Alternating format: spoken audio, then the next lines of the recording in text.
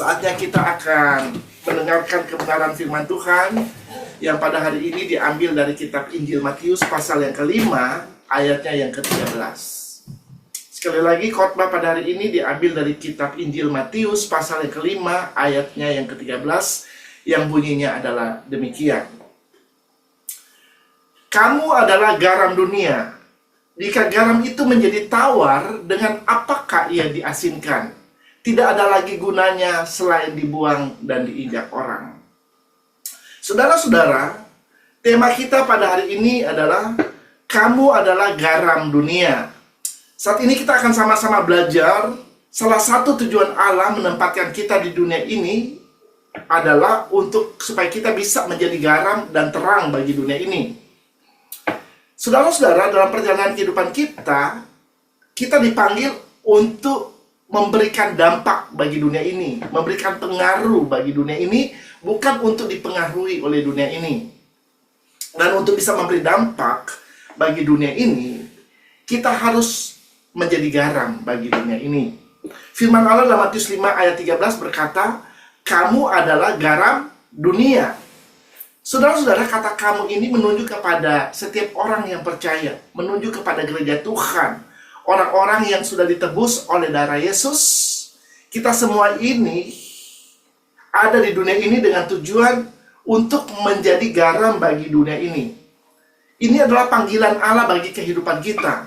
Dan ini adalah panggilan yang sangat jelas, yang sangat clear, saudara. Dan juga sebuah panggilan yang saya bisa katakan sebuah panggilan yang sangat menantang bagi kehidupan kita. Kita akan terlebih dahulu membahas apa arti menjadi garam bagi dunia ini. Saudara-saudara, kata garam dari bahasa aslinya dipakai kata halas. Halas ini mempunyai beberapa pengertian. Yang pertama, garam itu adalah bahan untuk memberi rasa kepada makanan. Jadi supaya makanan menjadi enak, harus ditambahkan garam ke dalam makanan itu. Saya rasa yang suka masak tahu ya, khususnya para ibu-ibu tahu apa artinya menggunakan garam dalam makanan ya. Yang kedua, garam itu dipakai sebagai bahan pengawet untuk makanan supaya makanan tidak cepat rusak atau terhindar dari pembusukan. Yang ketiga, garam dipakai untuk menggemburkan tanah. Jadi tanah yang sudah tidak subur lagi bisa menjadi subur lagi. Kalau di Amerika sini, selain dipakai untuk makanan, ya, garam itu juga biasa dipakai untuk kalau ada salju, ya, kalau ada snow, ya, biasanya sebelum ada snow, jalan-jalan di Amerika ini sudah ditaruh garam, ya. Tujuan garam itu ditaruh di jalan-jalan supaya nanti waktu ada snow turun dan sesudah snow berakhir, ya, jalanan itu tidak licin, saudara. Ya, gampang dibersihkan dan nggak licin, saudara. Ya, di rumah saya setiap kali ada snow, di depan rumah saya di driveway, ya, di tempat parkiran mobil, kita udah taruh garam dan juga jalan menuju ke dalam rumah saya, saudara. Ya, saya sudah membersihkan salju. Biasanya saya akan bubuhkan garam, saudara, supaya bekas-bekas salju itu cepat mencair, saudara. Ya, karena kalau masih ada salju di sana bisa berbahaya bagi orang yang akan berjalan, saudara. Bisa kepleset atau jatuh. Ya, jadi garam ini juga bisa berguna untuk menghilangkan salju, saudara. Ya. Nah, dari penelitian garam ini kita dapat menyimpulkan bahwa kehidupan menjadi garam di dunia ini adalah kehidupan yang menjadi dampak atau kehidupan yang bisa memberikan pengaruh bagi dunia ini, saudara. Ketika Tuhan berkata, kamu adalah garam dunia, itu artinya Tuhan menempatkan kita di dunia ini untuk mempengaruhi dunia ini atau untuk menjadi dampak bagi dunia ini. Tentunya pengaruh yang diberikan oleh kita bukan sebuah pengaruh yang negatif, tetapi sebuah pengaruh yang baik bagi dunia ini, ya. Sebuah pengaruh yang positif, bukan sebuah pengaruh yang negatif. Kehidupan orang percaya, kita harus menjadi berkat dan menjadi saksi selama kita ada di dunia ini, saudara. Kita perlu mengerti fungsi dan kegunaan dari garam. Barulah kita bisa mengerti apa yang dikatakan oleh firman Tuhan, kita harus menjadi garam bagi dunia ini. Kita akan melihat beberapa fungsi dari garam. Yang pertama, garam memberikan rasa pada makanan. Kita bisa baca itu Matius 5 ayat 13, kita baca sekali lagi. Kamu adalah garam dunia, jika garam itu menjadi tawar, dengan apakah ia diasinkan? Ya, dikatakan jika garam itu menjadi tawar, dengan apakah dia diasinkan? Jadi garam itu tidak boleh menjadi tawar. Karena fungsi garam itu sangat penting untuk memberikan rasa kepada makanan, saudara. Kalau garam itu sudah menjadi tawar, maka garam itu tidak akan berfungsi, saudara. Makanan, kalau Anda suka memasak, makanan itu akan menjadi enak ketika kita tambahkan garam ke dalamnya. Ya. Nah, biasanya kalau makanan yang kurang enak, ya banyak orang yang berkata, oh makanan ini kekurangan garam, harus ditambahin garam dikit, ya baru tambah enak, tambah lezat, baru makanannya mantap, ya. Kalau bahasa sekarang, ya, gimana rasa makanannya? Mereka bilang mantap, ya. Itu zaman orang-orang sekarang kalau ngomong mantap, ya. Nah, dalam konteks ini Tuhan Yesus menyebut kita sebagai garam dunia. Salah satunya supaya orang-orang di dunia ini bisa merasakan kasih Allah melalui hidup kita, saudara. Kenapa? Karena kasih dunia ini semakin hari bukan semakin bertambah, tetapi kasih di dunia ini semakin hari semakin berkurang, saudara. Semakin pudar. Atau bahasa yang dipakai dalam Alkitab, kasih orang-orang di akhir zaman ini, kebanyakan orang di akhir zaman ini kasihnya akan semakin dingin, saudara. Ya, kita bisa baca itu dalam Matius 24 ayat 12. Dan karena makin bertambahnya kedurhakaan, maka kasih kebanyakan orang akan menjadi dingin. Jadi firman Allah dengan jelas berkata, dengan bertambahnya kedurhakaan ini adalah pemberontakan atau ketidaktaatan terhadap firman Allah. Maka kasih akan semakin dingin atau akan semakin memudar, saudara. Kebanyakan orang saat ini sudah tidak hidup di dalam kasih. Orang lebih mementingkan dirinya sendiri, lebih hidup fokus kepada diri sendiri, egois, saudara. Ya, tidak peduli kepada orang lain atau tidak peduli kepada sesamanya, saudara. Nah, sebagai orang Kristen, sebagai gereja Tuhan, kita seharusnya membawa perbedaan di dunia ini. Kita harus bisa menjadi saluran dari kasih Allah melalui hidup kita, saudara. Kita harus bisa menjadi penyalur, perpanjangan tangan daripada Tuhan untuk menyalurkan kasih Allah di dunia ini.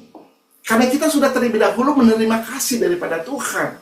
Oleh karena itu sudah sepatutnya kita juga menyalurkan kasih Allah selama kita ada di dunia ini. Pada waktu kita memutuskan untuk hidup sesuai dengan firman Tuhan, salah satunya adalah kita harus hidup di dalam kasih, saudara. Ya, maka kehidupan kita akan bisa memancarkan kasih Allah.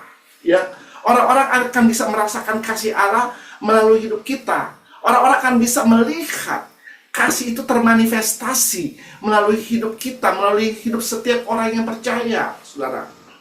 Kita akan dibawa oleh Tuhan untuk membawa kasih Allah di dalam dunia ini. Sehingga orang-orang yang tidak mengenal kasih, mereka bisa mengenal dan melihat kasih Allah melalui kehidupan kita, saudara. Saya kasih contoh, misalnya dalam hal berkata-kata, saudara.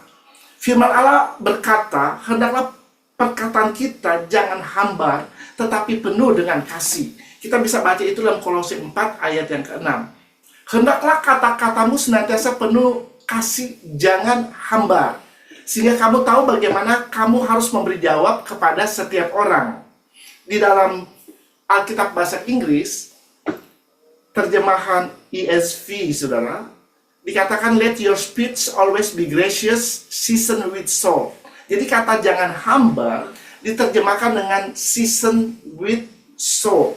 Artinya kata-kata kita janganlah menjadi kata-kata yang hambar, tapi kata-kata kita biarlah kata-kata yang penuh dengan garam, ya, dibumbui dengan garam, saudara. Sehingga setiap perkataan yang keluar dari mulut kita itu ada rasanya. ya, yang bisa mempengaruhi orang-orang yang mendengarkan. Amin, saudara. Ya, jadi perkataan kita nggak plain-plain aja, saudara. Pada waktu kita berkata-kata, orang-orang bisa diberkati dengan setiap perkataan yang keluar dari mulut kita, saudara. Karena perkataan kita itu dibumbui dengan garam, ya, memberikan rasa, ya. Perkataan kita adalah perkataan yang penuh dengan kasih, perkataan yang penuh dengan anugerah, saudara. Perkataan-perkataan yang akan memberkati orang-orang yang akan mendengarkan. Perkataan kita bukan perkataan-perkataan yang kasar, perkataan-perkataan yang menyakitkan orang-orang yang ada di sekitar kita, tetapi kata-kata orang percaya adalah kata-kata yang dikuasai oleh Roh Kudus. Sehingga setiap perkataan mereka adalah perkataan yang membangun, yang mengencourage satu dengan yang lain, yang memberikan kekuatan, yang memberikan penghiburan. Amin. Pada waktu orang sedih, ketika mereka bertemu dengan kita, maka kita bisa memberikan kata-kata penghiburan, kata-kata kekuatan kepada mereka. Sehingga mereka bisa dikuatkan, saudara. Yang mempunyai pergumulan, ketika mereka bertemu dengan kita bisa berkata-kata yang memberikan jalan keluar kepada mereka. Sehingga pada waktu mereka menghadapi situasi, keadaan, tantangan dalam hidup mereka, ketika kita memberikan advice, nasihat kepada mereka, mereka bisa melihat jalan keluar yang dari Tuhan dalam hidup mereka. Nah, sebagai orang-orang percaya, kehidupan seperti ini yang Tuhan mau terjadi dalam hidup kita. Yaitu kata-kata, pada waktu kita berkata-kata dengan penuh kasih kepada orang-orang yang ada di sekitar kita. Jadi sangat penting untuk menjadi garam, karena pada waktu kita menjadi garam bagi dunia ini, kita akan bisa memberi rasa atau memberi pengaruh, dampak bagi dunia ini, bagi orang-orang yang ada di sekeliling kita, saudara. Itulah sebabnya kita harus menjaga kehidupan kita, supaya kita senantiasa hidup tetap fokus kepada Kristus, saudara. Sehingga hidup kita bisa memberikan dampak, dan hidup kita bisa memberikan pengaruh yang positif bagi dunia ini. Itu yang pertama, saudara. Yang kedua, fungsi garam adalah untuk mengawetkan dan mencegah pembusukan. Saudara-saudara, di zaman dulu, garam digunakan untuk mengawetkan makanan. Garam dipakai untuk menjaga supaya makanan itu tidak cepat rusak atau tidak cepat busuk, saudara. Karena zaman dahulu belum ada lemari es atau freezer, saudara. Ya, makanya peranan daripada garam ini sangat penting, saudara, untuk mengawetkan, misalnya mengawetkan daging atau ikan, saudara. Makanya kalau kita kenal ada ikan garam, ya, Anda pernah makan ikan garam, ikan asin, ya. Nah, ikan itu udah dicampur dengan garam, sehingga ikan asin ini nggak gampang rusak, saudara. Bisa bertahan lama, karena dicampur dengan garam, saudara, di tubuh daripada ikan itu, saudara. Ya. Jadi kalau kita dikatakan bahwa kita adalah garam dunia, artinya kehadiran kita di dunia ini harus bisa mencegah dunia ini dari pembusukan secara moral maupun pembusukan secara rohani, saudara. Berbicara tentang pembusukan, ini berbicara tentang kematian. Kalau Anda lihat, binatang-binatang yang mati, itu akhirnya jadi bangkai. Benar? Dan kalau udah jadi bangkai, biasanya binatang itu akan berbau busuk. Ya, makanya kadang-kadang kita suka cium bau busuk. Ya, kita coba cari di mana bau busuk. Kan nggak taunya ada binatang yang mati. Ya, kita lihat ada bangkai binatang, ya. Itu membuat bau yang busuk, saudara. Nah, dunia di mana kita hidup ini bukan semakin baik, saudara. Ya, semakin hari semakin busuk, saudara. Di mana dosa semakin hari semakin bertambah, kejahatan semakin bertambah-tambah di dunia ini, saudara. Di dalam 2 Timotius 3 ayat yang pertama, coba kita baca ayat ini.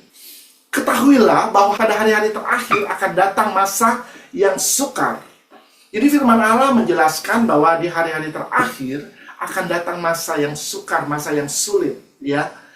Dalam bahasa Inggrisnya diterjemahkan dengan masa-masa yang penuh dengan bahaya atau dangerous time, saudara. Ya.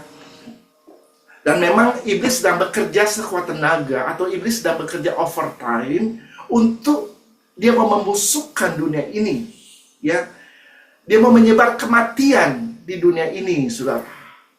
Karena memang iblis datang untuk mencuri, membunuh, dan membinasakan. Yohanes 10 ayat yang ke-10, saudara. Coba kita lihat ayat ini. Yohanes 10 ayat 10.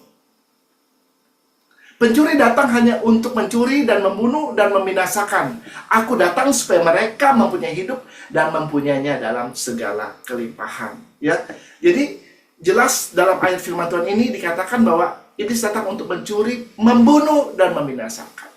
Jadi iblis mau supaya semua orang mati, saudara. Ya, dia mau bunuh kita, saudara. Dan dia membinasakan hidup kita.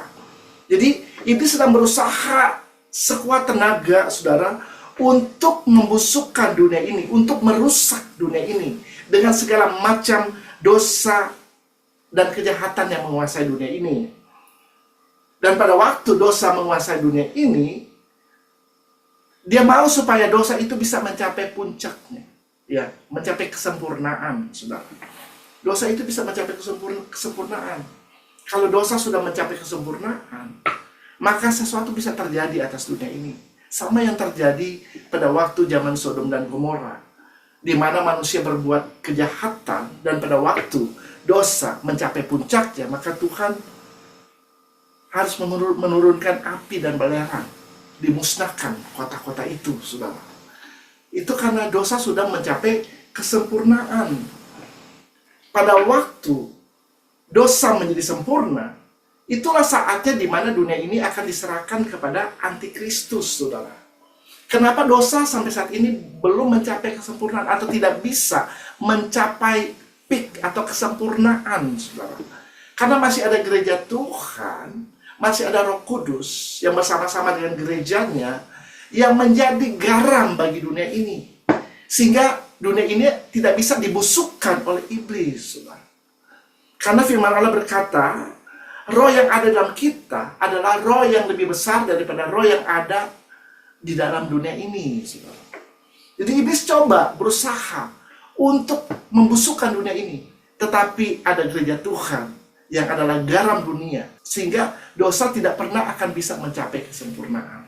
Karena masih ada gereja Tuhan yang menahannya. Dan suatu saat gereja akan diangkat, saudara. Karena kita tidak selama-lamanya ada di dunia ini.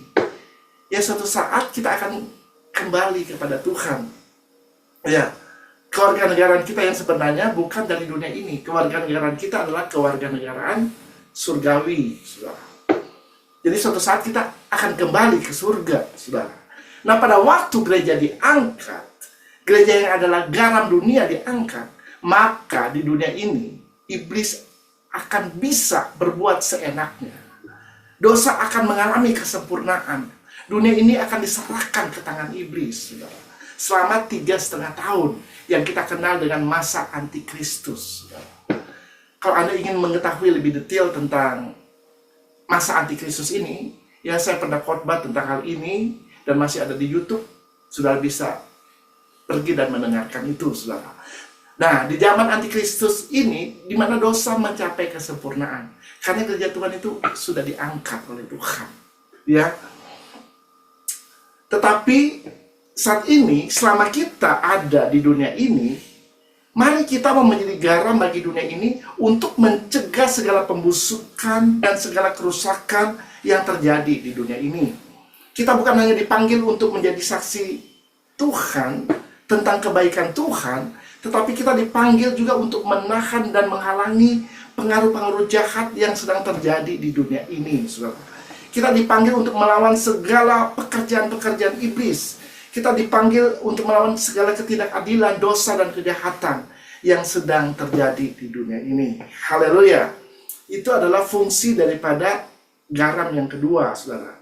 Nah, fungsi garam yang ketiga, garam berfungsi untuk menyembuhkan dan memulihkan yang sakit. Saudara-saudara, ada penyakit-penyakit yang bisa disembuhkan dengan menggunakan garam. Misalnya, garam bisa menjaga fungsi tiroid supaya tetap stabil, saudara. Dan garam juga bisa mengurangi risiko kanker tiroid, saudara. Garam bisa mencegah penyakit gondok. Ya, kalau orang kesel tahu kan penyakit gondok ya. Nah, itu bisa dicegah dengan garam, saudara. Dan masih banyak penyakit-penyakit lainnya. Jadi menjadi garam bagi dunia ini, artinya kita menjadi orang-orang yang bisa memberikan dampak bagi dunia ini. Kita bisa dipakai oleh Tuhan untuk menjadi alatnya, untuk menyembuhkan orang-orang yang sedang sakit yang ada di dunia ini, saudara. Firman Tuhan berkata, tanda-tanda ini akan menyertai orang percaya. Mereka akan menumpangkan tangan mereka atas orang sakit, dan orang itu akan menjadi sembuh. Ini berbicara bukan hanya sakit secara fisik, tapi juga sakit secara moral, dan juga sakit secara rohani, saudara. Kita sebagai gereja Tuhan, sebagai garam bagi dunia ini, harus bisa memberikan jawaban bagi dunia ini. Dunia yang kita tinggal ini bukan sedang sehat, saudara. Dunia di mana kita tinggal ini sedang sakit, saudara. Makanya perlu ada gereja Tuhan di dunia ini untuk menjadi jawaban bagi dunia ini. Kalau kita lihat, imoralitas itu terjadi di mana-mana. Kemerosotan secara moral, saudara, udah terjadi di mana-mana, saudara. Nah, orang-orang ini perlu disembuhkan. Ya, ketika mereka bertemu dengan Kristus, orang-orang yang tidak bermoral, mereka akan bisa menjadi orang-orang yang baik, saudara. Ya, karena kehadiran kita di dunia ini adalah memberi dampak bagi orang-orang.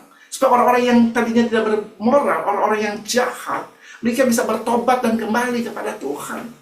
Amin. Dan Tuhan mau memakai kita sebagai garam bagi dunia ini, saudara. Ya, Dia mau memakai kita sebagai alatnya, ya, untuk menjadi jawaban bagi orang-orang yang terhilang di dunia ini, saudara. Dunia yang kacau balau saat ini, pada waktu ada gereja Tuhan, seharusnya kita bisa menjadi pendamai.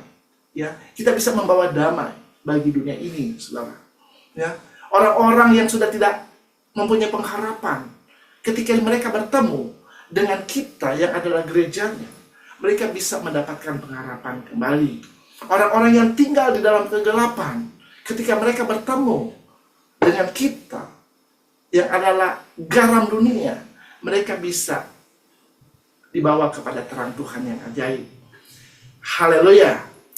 Mari kita lihat sekali lagi Matius 5 yang tadi dikatakan, kamu adalah garam dunia. Jika garam itu menjadi tawar, dengan apakah ia diasinkan? Tidak ada lagi gunanya selain dibuang orang. Saudara perhatikan kata, jika garam itu menjadi tawar, dengan apakah ia diasinkan? Tidak ada lagi gunanya selain dibuang dan diinjak orang. Artinya, kita sebagai gereja Tuhan, kita nggak boleh menjadi tawar. Kapan gereja Tuhan menjadi tawar? Pada waktu gereja tidak menjalankan fungsinya sebagai garam di dunia ini. Pada waktu ketiga hal yang saya sampaikan tadi tidak terjadi di dalam hidup kita, maka kita akan menjadi garam yang tawar, yang tidak bisa memberi pengaruh bagi dunia ini. Kita akan menjadi garam yang tawar, yang tidak bisa memberikan dampak bagi dunia ini, saudara. Tentunya saya percaya tidak ada seorang pun di antara kita yang mau menjadi garam yang tawar. Amin. Ya, kita semua menjadi garam yang bisa memberikan rasa, memberikan pengaruh bagi dunia ini. Ya, kalau Anda mempelajari Alkitab, ada begitu banyak orang-orang yang di Alkitab di mana Tuhan memakai mereka, atau lebih tepatnya mereka mau dipakai oleh Tuhan. Ya, mereka mau rela dipakai oleh Tuhan untuk menjadi garam bagi dunia ini. Contohnya adalah Daniel, saudara. Daniel itu, dia hidup di negara asing, saudara. Bukan di daerahnya sendiri. Dia hidup di pembuangan, saudara. Dan suatu hari, orang-orang disuruh untuk menyembah sesuatu yang lain, yang bukan daripada Tuhannya. Daniel memutuskan untuk menyembah Tuhan. Dia terus 3 kali dalam sehari dikatakan, dia berdoa kepada Tuhan. Dia menyembah kepada Allah Abraham, Allah Ishak, dan Allah Israel. Ya, matanya hanya tertuju kepada Allah yang benar, Allah Yahweh. Ya, dia hanya menyembah Tuhan yang benar, Tuhan yang disembah oleh orang Israel, saudara. Dan akhirnya mereka memfitnah dia, dan dia harus dimasukkan ke dalam gua singa, saudara. Tetapi puji Tuhan, oleh anugerah Tuhan dia diselamatkan dari gua singa. Dan apa yang terjadi dalam hidupnya? Karena iman dan kepercayaannya kepada Tuhan, dia bisa menjadi garam bagi dunia ini. Orang-orang di kerajaan Media dan Persia itu, mereka bisa melihat Tuhan dan mengenal Tuhan yang besar yang disembah oleh Daniel. Ini luar biasa. Nah, ini adalah orang-orang yang mau menjadi garam bagi dunia ini, yang memberikan pengaruh bagi daerah di mana mereka tinggal, saudara. Dan kalau kita lihat di dalam Perjanjian Baru, ada 12 orang murid Yesus. Mereka adalah orang-orang yang sangat sederhana, yang tidak berpendidikan, bisa dikatakan. Kebanyakan mereka adalah nelayan, bukan orang-orang yang terkenal, saudara. Tetapi mereka adalah orang-orang yang mau dipakai oleh Tuhan untuk menjadi garam bagi dunia ini. Amin. Sehingga melalui 12 orang murid Yesus, Injil Kerajaan bisa diberitakan ke seluruh dunia. Mulai dari 12 orang, saudara. Kalau Anda mempelajari Alkitab, dari 12 orang, akhirnya jadi 120 orang yang berkumpul di loteng di Yerusalem. Dari 120 orang, jadi 3.000 orang, jadi 5.000 orang, dan seterusnya, dan seterusnya. Sampai saat ini kita bisa mengenal Kristus. Karena ke-12 orang murid Yesus ini mau menjadi garam, mau bergerak untuk menyampaikan amanat agung daripada Tuhan Yesus kepada dunia ini, saudara. Yang kelihatannya nggak mungkin, tetapi dengan pertolongan Roh Kudus, ketika mereka bergerak, kuasa Tuhan menyertai mereka. Haleluya. Ya, dan kita juga lihat ada seorang yang bernama Rasul Paulus, saudara. Ya, bagaimana dia bergerak dan dia pergi kepada bangsa-bangsa bukan orang Yahudi. Dan dia bisa memenangkan Asia Kecil, sepertiga Asia Kecil, ya, bagi Kristus. Ya, Asia Kecil itu adalah daerah Turki saat ini. Dan dia mau dipakai untuk menjadi garam. Ya, dia pergi ke daerah itu dan dia mulai memenangkan daerah-daerah Asia Kecil bagi Kristus, saudara. Dan Rasul Paulus ini juga dipakai oleh Tuhan secara luar biasa. Ya, 14 kitab dari Perjanjian Baru ditulis oleh Rasul Paulus. Ada 27 kitab di dalam Perjanjian Baru, 14 kitab dalam Perjanjian Baru ditulis oleh Rasul Paulus. Inilah orang-orang yang mempengaruhi dunia, bukan orang-orang yang membiarkan dirinya dipengaruhi oleh dunia. Haleluya. Saudara, mungkin ini bisa kita tanyakan kepada diri kita. Apakah kita sudah menjadi garam bagi dunia ini atau belum, saudara? Apakah kita sudah menjadi orang-orang yang bisa memberikan dampak bagi dunia ini? Atau kita orang-orang yang gampang dipengaruhi oleh dunia ini, gampang dikontaminasi oleh dunia ini? Kita sendiri yang harus memberikan jawaban atas pertanyaan ini, saudara. Tapi saya percaya, sebagaimana firman Tuhan berkata, kamu adalah garam dunia. Saya percaya kita semua mau menjadi garam bagi dunia ini. Di mana keadaan kita, dimanapun kita berada, dimanapun Tuhan tempatkan kita. Baik di rumah, di tempat pekerjaan, di komunitas, di negara di mana kita tinggal. Kita bisa menjadi garam yang berguna, yang bermanfaat. Kita bisa memberikan pengaruh yang positif, yang baik bagi daerah dimanapun kita berada. Kita akan berjalan dengan otoritas dan kuasa Allah, sehingga kita bisa menjadi garam yang berfungsi untuk kerajaan Allah, saudara. Ya, kita bukan menjadi garam yang dibuang dan diinjak-injak oleh orang. Kalau kita lihat saat ini banyak, ya, kita lihat gereja Tuhan akhirnya kayak diinjak-injak. Padahal gereja Tuhan itu kita harus berjalan dengan otoritas dan kuasa Allah. Karena memang ada kuasa Allah yang besar, ada kuasa Roh Kudus yang ada di dalam hidup kita. Nah, pada waktu kita berjalan dengan kuasa Roh Kudus, saya percaya kita akan bisa mengenapi apa yang Tuhan firmankan kepada kita, yaitu kita menjadi garam bagi dunia ini. Kehidupan kita akan bisa menjadi berkat dimanapun kita berada. Haleluya. Amin.